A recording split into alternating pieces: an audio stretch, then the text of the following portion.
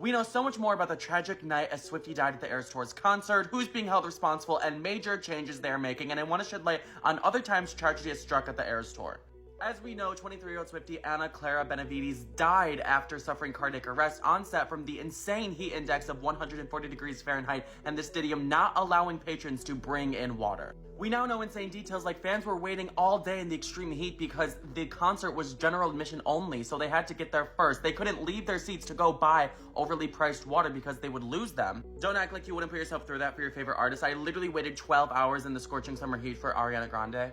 We now learned that over 1,000 fans passed out waiting for the concert. People were vomiting. Apparently security was taking people's fans they were using. This is Anna in the last video of her using a fan to cool herself down. So I thought it was interesting that the production company Time for Fun said it's actually the stadium's fault that they couldn't bring in water, not Time for Fun's problem. They also closed the air ducts inside the venues, so the air circulation was worse, so the acoustics could be better. Anna Clara's dad gave the most devastating response to her death, saying that she was a happy, intelligent young woman, and she was an amazing young girl who was going to graduate with a psychology degree in April, and I just need to cry myself to sleep. To him, Anna was bigger than the whole sky, and he did everything right, just sending his daughter off to a concert, and could have never expected this.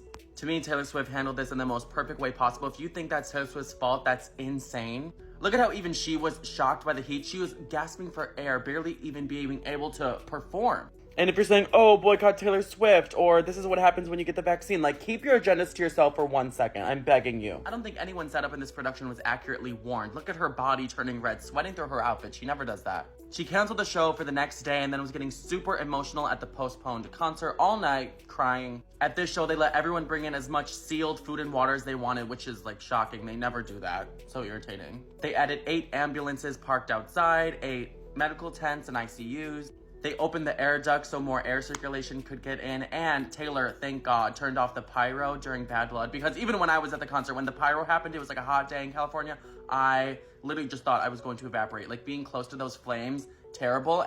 And Taylor sang Bigger Than the Whole Sky in Anna's memory. I saw a lot of people commenting online, like, she didn't say Anna's name, this wasn't a tribute to her, but in her letter, she said she's so beyond devastated, she's not going to be able to talk about it on stage. And obviously, do you want her to break down, shaking, and crying? Taylor Swift communicates by singing.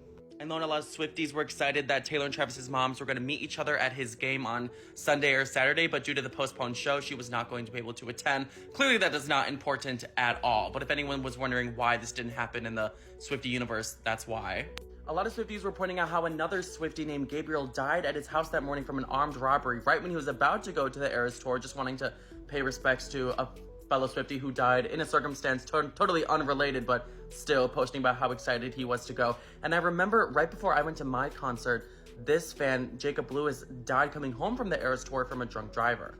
I feel like we as people just not need to only focus on our own safety, but the safety of people around us, and being hyper considerate of the safety of others in our general vicinity. Like, if you're the production company putting this on, you better be very responsible for all the safety of those thousands of people. If you're a drunk driver, how can you not be careful about the safety of people around you on the road? Just always being cautious of safety of everyone around you, not just you.